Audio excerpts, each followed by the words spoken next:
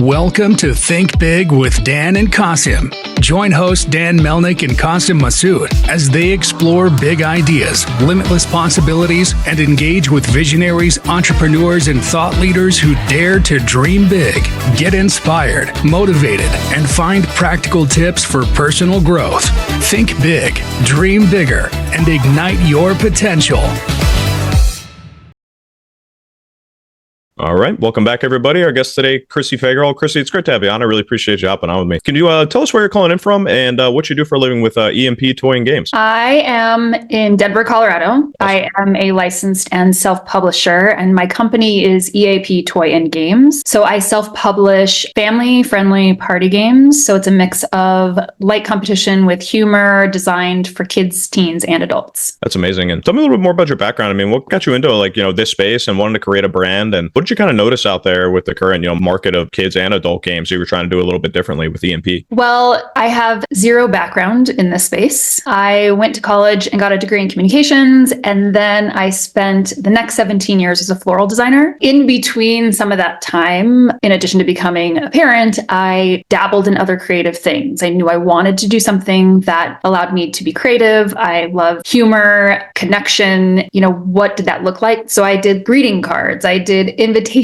I mean, yes, flowers. I worked in bars. A lot of those different things all compiled what I really like. And a lot of that fell into kind of this social aspect and how those things bring people together. And I was with some friends and we went to dinner. We all met in Texas. We grew up together. And at this point, we're all adults. And we created this game just for us to kind of enjoy in that moment. And 2 hours later, we were like, this is a really good idea. We should turn this into a game. I mean, ignorance is bliss, because we had no idea what was ahead of us as far as work for something as simple as a 250 question game. We all went to our lives and then we just connected over the phone, and we finally were like, okay, what do we do? Let's do this. Let's self-publish this. Let's do a Kickstarter. And that's what we did. But we took almost 2 years just based on our professional lives that we were handling at the same time. Created this game. We launched a Kickstarter. It was successful and the stars aligned, and luck had it that Goliath was looking for a new party game line to start. And we were like, yes, we want to license this idea. So we ended up licensing that idea. My friends kind of went on to do their other things. They're like, oh, that was great. That was fun. We got to do this fun little project. But for me, it kind of just tapped something inside me that was like, I know I have more ideas. It encompasses all the things that I love. What can I continue forward? And in 2021, I was like, all right, I'm just going to self-publish some games, because I realized licensing ideas to companies is really hard. So I'm like, all right, I guess I'm becoming an entrepreneur and not just an inventor, designer, whatever category you want to put me in. But that's really where the trajectory of my career started. That's amazing. I love that. And so obviously your first project that you did, you licensed it. So that was kind of like an open and close. With the rest of the things that you've published since then, what was kind of your general, strategy going into, creating these new things? Did you start selling them kind of online through social media, or did you kind of want to reach out right to retailers and sell them through that avenue? What was your kind of general strategy from the beginning once you started publishing your own? Well, first of all, I stepped into an industry that I knew nothing of. So I fall into two spaces. I fall into the games, and then I fall also into toys, just because my games also are geared towards kids, even though they are designed for anyone to enjoy. The game industry itself is huge, and it separates itself in a few different categories, like strategy. Sometimes you hear that as hobby games, Euro games, party games. And I started in the toy industry. I said, okay, if I'm going to do this, I'm going to focus my business to business, wholesale. I did my first trade show at a toy trade show back in 2022, sold games to stores. And I thought, this is great. Right before I got to that trade show, I signed with a distributor to help me with getting into larger markets. It's a great avenue for people who are doing that because they have the access, they have the tools to store and to ship and do all these stuff. So that's kind of where I let them take the reins of maybe a little bit more kind of the mid-tier to higher tier retailers. And I focused at the beginning just more specialty, smaller stores. And my distributor also handled my Amazon at the time. I handle it myself now, but they handled it at the time because I was like, I don't know what I'm doing. I need someone to help me. Yes, it's worth giving someone a percentage of my sales because I didn't know what I was doing. And that's different, starting my third year now, what I've learned. So yeah, that was my focus the first year. Probably actually the first year and a half was that business to business wholesale. And then this year I've really wanted to say, okay, now I need to focus more on a direct direct to consumer route. That's awesome. And what are you kind of employing to kind of drive the more direct to consumer side of sales, whether it's Amazon or through your website? What kind of channels are you operating in as far as driving traffic to either one of those channels? So this last year, I took over my Amazon account for a few reasons. It was, I realized if I could have more control over that, I could have more control over the marketing, where it's coming from, where my dollars are going. I could see the back end. And every day I kick myself for that because it's Amazon's, it's intense. But I have implored people to help me with that and just kind of guide me in some of like the advertising costs and where you put your money and the keywords and the SEO. And it's been interesting kind of just seeing what takes and what doesn't take. I realized with my original website that I needed to upgrade that to Shopify because Shopify connects more to the social media accounts. And if I'm going to be investing money in marketing on social media, then I needed to have a Shopify account. So now I'm in the process of that so that when I'm putting my dollars into my marketing, it can funnel either straight to my website, which can take them to Amazon. It can funnel them directly to Amazon. And I've played a little bit. I've been very conservative because it's not like you just put $100 on or $1,000 or $10,000 into an ad and it's just going to work and you're just going to sell. There's a lot that kind of goes into the intricacies of, again, keywords, SEO, your target market. And I'm just slowly figuring that out and having companies that's what they do, help me because I know that it's not my current strength. Yeah, it's extremely time consuming, believe me, I know. And especially with Amazon and on socials to begin with. I mean, they're just ever changing landscapes. It's kind of like the Wild West, especially on social media. I mean, have you I know one of like the most recent advents of selling through social media, obviously, is like TikTok Shop. Have you looked into that at all? Is that something you're interested in doing or?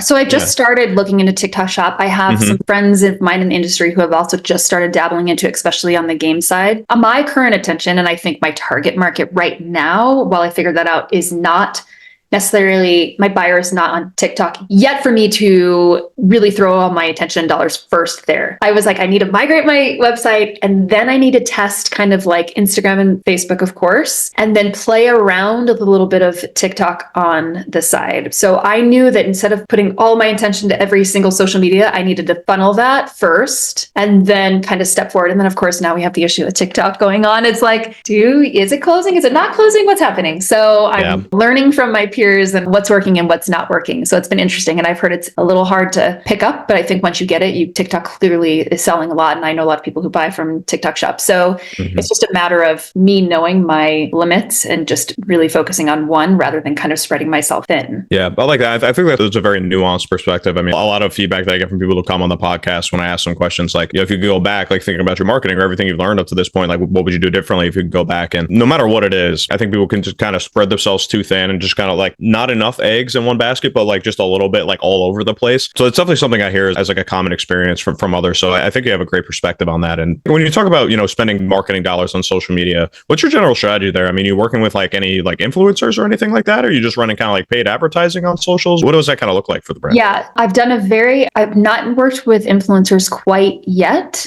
It's in my current plan as I try to grow my sales as far as direct to consumer. I've always played it very conservatively. If I've ever done a paid social ad or if I've put money into my marketing on Amazon. Reason being, obviously there's 500,000 games on Amazon, right? And for me to buy the keyword games or party games, I'm competing with companies that can spend tens to hundreds of $1,000s for that keyword. So we have been very conservative in going a little lower to try to see like what words are working with my product. Am I comparing it with another product that's out there? Am I taking keywords from the games itself? Am I slowly building this little kind of category of items that we are seeing produce things? And some do and some don't. And like you said, it's a changing platform every day. So we just feel like we're like chasing to figure out what works. And most of the time it's money. Most of the time, instead of putting in $1, you have to put in $100 or you spend $100 a day on advertising. And the unfortunate thing is there's no guarantee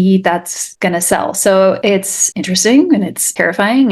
But I'm hoping by like for us, like our season really is this Q4, you know what I mean? I'm still pretty early new company as far as just being 2 years in and really only having a focus on Amazon for the last year. I'm still learning. I'm still trying to kind of figure it out. Yeah, no, it's amazing. I love that. And it's interesting you say it's very seasonal. I would not think that from the outside looking in. Do you find that like, your sales generally ramp up on the D2C side, like in Q4, like through the winter time? Yes, for sure. And especially for someone at my level, I can't speak for, like the Hasbros and Mattels or even companies that are self-publishing but have really successful games, they're selling a lot every day, but they definitely will see that bump. With most companies, they'll see that bump in that fourth quarter. So I'm trying to do all those things now so that when I get to that point, I am like, my back end is good. My inventory is good. My QuickBooks is good. My website is solid. I'm not kind of worrying about that. And then my only focus is on sales and marketing. Mm-hmm. No, that definitely makes sense. And I'm curious too, like when you think about your ideal customer, I know you said you make games like anywhere from kids to teens to adults. And when you say that, do you mean that your games are kind of like fluid in that way? Or are you saying like you have different games that kind of like pique an interest for each one of those individual groups? Yeah. And I'm just curious like what you meant by that first. So all 3 games that I currently self-publish that are in the market are designed for an audience of 8 and up. With that being said, I am a person who likes to play games and have fun, especially with my children. And when my kids were younger, there's this, you kind of get in this glut of you're playing with your kids, but you're almost like blindly playing. Like if you're playing Candyland, you're just kind of just playing. And I was like, I want to make games that are fun for me to play as well, but then can be played with just kids or just adults. So all 3 games that I currently have are 5 rules or less, because I thought my market is the person who thinks they don't like to play games because they just don't want to learn it. I don't know if you're a game person or not, but like, I am. Yeah. Okay. So even for me, learning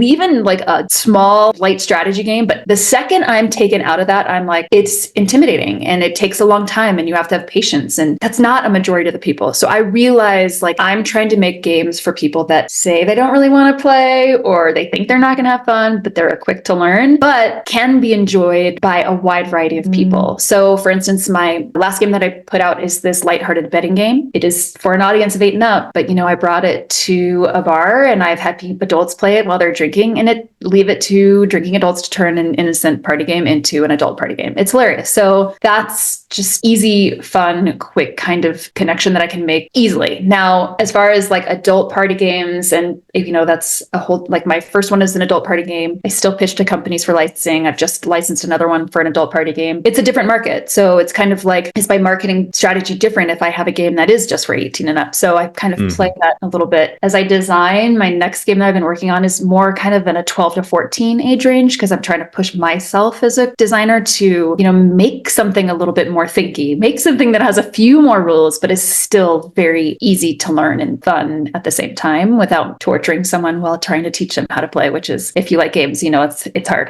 I've definitely been there. A lot of my friends like these like very, very intricate, like storyboard strategic games, which like they're fun, but like I can only do one every so often. It's like once I take the time to learn, like I want to play it, I want to get good at it. I don't want to just like, it takes me a week to learn the rules and then we start playing and then we move on to something else. It's like, why? It's like, it's so frustrating. I know. My very first trade show in the gaming world, I was blown away. I mean, clearly I had an idea of like some popular, more easy strategy games, but some of these, first of all, the artwork is insane in a good way. The rule books, like writing rules for a game that has 5 rules is hard enough. I can't imagine what it takes to kind of build out those booklets and this world and these characters and the story. But these board games are huge and the pieces, it's just like mind blowing. And then I'm over there like, hi, I have a squishy tater tot. You want to? But I love that. The joke, I finally realized, when I was in these gaming trade shows, my stuff is bright and it's colorful and it's friendly and it's and then I'd be next to someone who it's like this dark underworld with, dragons and all these things. And I would joke them like, hey, like I'm just the gateway game to these. Like you got to start these kids somewhere, right? Yeah, right. let's start with light competition and then they can work their way up. That's amazing. I love that. And I think it's a really good way to look at it. And that definitely is something a little bit different because I feel like anything new that's coming out these days is trying to almost be in that space. It seems where trying to compete with like the most intricate and like almost like impressive games. It's almost like a fantasy video game and a board game, and it's like I'm not always looking for that all the time, especially if you have like younger kids. I mean, you're never going to get that across to like an 8 or 10-year-old. Like the attention span is just not there to stick around for something like that. Yeah, and it's even like, or like those heavy games. It's like consider these party games like a palate cleanser, right? So it's so funny because like the game trade shows and the toy trade shows are so different, but I love the intensity of the game shows because people are hardcore, right? Like they are really into all aspects of it, up, down, like Gen Con. Like I hope to get there sooner than later, just even as a person who's going to just check it out. Like the cosplay and the storytelling, and there's just like this big world. When you've never been there and then you finally step into it, you're like, it's awesome, you know what I mean? But it's intimidating, you know what I mean? And it's like when you're starting out in this party game, you kind of do feel this intimidation of like, you know, am I being judged because my games are these simple and I'm a mom? You know what I mean? Like I come at it from a completely different lens, but I can appreciate what they're doing with their craft. And I hope those tables are turned that they're like, okay, so maybe you're not into, you know, like heavy stuff. That's okay. You know, we can appreciate just making this lighthearted, silly game. Party games have like this funny, like some of them can be really physical and some people are turned off by that or they don't want to embarrass themselves. And, you know, then there's this kind of audience that wants that too. You know what I mean? So it's just finding that balance in the party game space to be like when you can do a party game that's accepted by that full genre of the hobby, like you've nailed it, right? But it would be hard for me to sit down and even play Dungeons and Dragons, like just not my cup of tea, you know? Yeah. Oh no, that is one of the like I definitely ran some dungeons in my lifetime, and it's a really glorious pastime for a lot of people. And there is a devout following of games like that. I feel like what you're seeing at those like, you know, at those big conventions where there's a lot of like cosplay and stuff going on, people just absolutely love it. It just becomes like it's a lifestyle for a lot of people. It really is. And it's amazing and it's impressive. But I think there's definitely room there for appreciation for something that isn't like extremely intricate. That's just like a fun party game that people can easily understand. I mean, I can see how that's very intimidating. I myself am more of I'm more of a video gamer, but I mean, and then obviously like, you know, the big video game conventions, the same thing. It's like endless cosplay. Yeah. And like, you know, you come in like talking about like these, like, it's almost like you talk about like the most popular games. People are like, oh, you're just like a normal person gamer. Like you're not in the circle. It's kind of feel, you know what I mean? So I know exactly how you feel almost in that way. Like not because I make games or anything, but just because like I've been to those places and I know that people can be a little bit off-putting for, you know, something that's not like strictly within their circle and their like, you know, side of the world in that genre. I definitely see that. And I was going to say it can be very intimidating for anyone who just like stepped into this. Like they've created a game and they go into this and they're like, what? You know what I mean? It's just, but clearly it's an industry. There's money to be made. There's things to be sold. There's things, you know, so yeah. And I want to ask you too, as far as the other side of your business with the licensing games that you've made, both have been adult games, it sounds like. How does somebody get into a conversation with somebody to like, say like you come up with a game idea, maybe like a newer entrepreneur listening who's interested maybe in doing licensing, not necessarily doing like a, you know, a venture project. How do you get your foot in the door with like having a conversation with somebody who might be interested in licensing something, whether it's a game or I mean, honestly, anything? I don't necessarily get to have these conversations with, you know, like licensing deals often because most people that come on the podcast, we talk about their venture brands or their venture projects. So I'm curious to hear your perspective on that. I mean, is that something that's like very available for people to do if they think they have an idea and have put a lot of time and effort into it and they really believe in what they're doing? I mean, how do you like get your foot in the door in those conversations? Yeah, there's a couple of different routes. Like I said, with our first one, it all kind of just fell together. And at the time that was 2017 and when we did our Kickstarter. Kickstarter is even just in 2024 is much different than it was in 2017. And it was different than it was when it first started. That's a huge space for board game creators to go and get their word out. There's a huge following. There is like, it's massive. It's also showing to these companies before investing in your product that, oh, yes, you sold this. And what did you sell? How much did you sell? What's that success look like? So they've already kind of erased a little bit of that gamble and said, oh, and our goal was $25,000, which is big, or it was big for the time. And that, as far as connections go, when we started, we would go to, there's this thing at the time was called People of Play, and it is a toy and game industry event where we got this opportunity to do like speed pitch. We met a couple of different publishers that were interested in our game at the time, and it looked different. The play was the same, but it looked different. Like I'm actually really embarrassed that that's what we showed. So we left there going, okay, let's do the Kickstarter. Let's try this and let's prove to them that we can get this kickstarted. Then we had talks and we kind of went back and forth with a couple of companies. One of my partners in the game had a connection and, pull out all the connections, right? If you know somebody in the industry. And we were like, all right, we have this game. Yes, they put us in the right hands at Goliath. And then we talked with the other companies we met in Chicago. We proved that we had this Kickstarter at work. And because Goliath was building their line, it was the perfect setting. Now, we just thought that's something that, okay, great. Now that means this is easy, right? When I went into it, when I went on myself, I was like, oh, I'm going to pitch these companies. I joined this, it's called the Toy Creators Academy, because I never went to school and I needed to figure out some of the back end of this stuff. And Ajel, who is the coach of that, she does these little pitch, not competitions, but she gives these opportunities where she pulls some different publishers. And I was able to pitch via Zoom. And, you make these videos that show like what the game is, how it's played, people enjoying it. And I kind of opened a few doors there. It didn't mean that people were taking the ideas. They liked them. They liked the sizzle. I assumed they like me. And that allowed me to be like, okay, this is great. It's not a fit for us, but we would still like to see what are you coming up with in the future. So I was like, great, that's a route to go. Going to trade shows, even just as a consumer and introducing yourself, kind of doing, this is a little more uncomfortable for a lot of people is, finding the right people, introducing yourself to people at trade shows like, hey, I'm actually looking into getting into game design. I would like to pitch this idea to somebody, and hopefully you get that opportunity. So network when you go to these events. You never know who knows who there. There's places like Mojo, they're based in the UK, and they hold pitching events too, which are really great. They hear so many ideas and they pitch so much. So you just have to be prepared, have an idea, have your sizzle, have your sell sheet, have the game at least to where you think you can sell that idea. And that's really it. There's a lot of different avenues you can take. And then even if they don't take your idea, if you're showing them something good, then they feel you have potential, then you've kind of opened that opportunity for further chances to pitch. I appreciate that insight. And I mean, even further than there's a lot of avenues to go, like there's a lot of avenues you should be taking advantage of, it sounds like, which is like, you can't just pick one and just like hammer at it until it works. I mean, there's trade shows, there's coaching systems, there's networks of people out there. I mean, LinkedIn exists. Like there is millions of people out there that like you, I'm sure are like willing to connect and do and network and things. And believe me, like,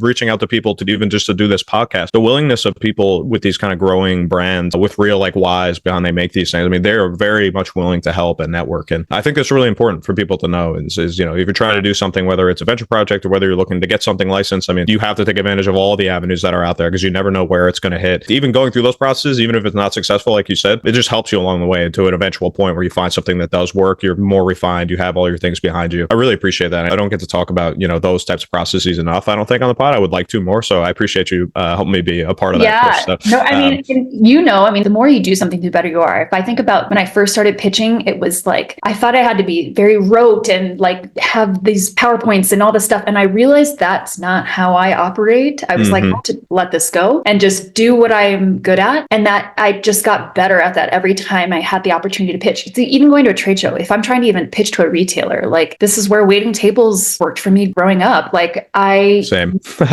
Right? You realize like this person wants to be talked to. I know how to sell this person. I know this person wants to chat. I know that I can pick up on like a personal thing that they did or said or cue or whatever and kind of run with that. Is this person more interested in the packaging or are they more interested in the mechanics? And that's kind of what separates the toy world from the game world. In the game world, they want to know how that game is played. They want mechanics because they're going to put it in their shop. That game's going to be out. They want to be able to explain it. In the toy space, it's a little bit harder because it's more about, do they already know the game? How does this look on shelf? How am I separating myself from all the other products that a family gets to choose from? So, it's like this different balance of like, I really need to focus on packaging really from like a mass marketing aspect. And really, hopefully my games are fun and playable and, from the game side. So it's just like a little bit of a balancing act there. Yeah, no, that definitely makes sense. And yeah, I really appreciate you sharing that. It's so interesting, just like, hearing that side of things. Cause, I hear so much obviously about, different marketing channels and revenue streams and like, working with distributors versus like, if you're in the food space, like a distributor, what's a distributor versus a co-packer and all these different things, different strategies and different avenues you can go down and things like that. So, but I really appreciate you sharing that. It's a really interesting way for an entrepreneur, maybe, isn't interested in getting involved in the venture project. Maybe they don't want to leave their job, but they still have a passion project that they're looking to, get in the hands of somebody who can do something with it. I think licensing is a very viable option for a lot of people who have great ideas that I don't think is in popular sentiment when you think about starting a business or, like making money off of an idea. I don't think a lot of people think about going down that route. So I think it's really important that people understand that opportunities out there. And I've had a lot of conversations recently with people who do one or the other or both. So I do both. And having that insight has been interesting because it's like there's pros and cons to both sides. Right. And just because you license something, there's no guarantee that there's a success there. There's no guarantee that you're going to make a ton or a lot of money, you know what I mean? And then you look on the self-publishing side and some people think, oh, well, you have to make more money self-publishing. I'm like, well, for me and where I'm at personally, I'm at that stage where everything I make is also going back into the company. Right. So I am like, well, yes and no. I know really successful self-publishers. I know people who are really successful in licensing. To be successful successful in licensing, it's a couple things. You either have an evergreen product that just hits, which is great because then you're just making money on an idea that you made and you have to do nothing else with it. Or you've licensed a lot of ideas. Some licensing, I can honestly only speak for the game space, is you may only make a little bit of money, but if you have a little bit of money coming from 5 different ideas, that's great. But then that's you being an inventor. You're kind of constantly coming up with ideas, which is awesome because that's kind of how we all got started into this process anyways. And then with self-publishing, if you are good at business, no matter whether that's kind of, you went to school for business or not, the school hard knocks, it takes a different sort of hustle. It takes I don't like the back end of understanding my QuickBooks, but I have to, Mm-hmm. It's that's not the fun part, but it's a part of it. And then when I can step away, when I'm getting frustrated, I'm like, that's it. I have to work on ideas. That kind of refreshes my brain going, oh, this is why I'm doing this. I had to give myself the own opportunity because licensing was really not giving me what I wanted. I was like, oh, I'm just going to go in there and pitch all these ideas and they're going to take them. No, because if I'm pitching to one person, they've heard 1,000 ideas already this year. I really have to stand out. What is giving them? Why do they want to take the risk on me and my idea and invest their dollars into my product? Yep. And that takes forever too. Then you have to wait for it just to get hit shelf. And hopefully it hits shelf and it does well. No, that's awesome. I really appreciate your insights, Chrissy. And I just want to say thank you again for coming on. Yeah, and I just want to give you a quick opportunity just to, shout out your website, your social media pages, anywhere. If anybody listens to the podcast, may be interested in potentially partnering with you on the business side of things, or anybody just wants to, buy one of your games. Let everybody know how to stay in touch with you guys. Yeah. So on all socials, I'm at EAP Toy and Games. You can find me on Amazon at EAP Toy and Games, and my website is eaptoyandgames.com, where that will connect you to all my socials and anywhere you can buy the games, which is Amazon, Mass, and of course, if there's a specialty store near you, I would love you to shop local and support small shops. So awesome. Well, thank you again, Chrissy. I wish you the best of luck, continued success in what you're doing. I love what you're doing. The games are awesome. I love your passion for what you're doing, bringing people together. So it's amazing. Yeah. Thank you again, Chrissy. It's been fun talking to you. Thanks so much. You too. Thanks, everybody.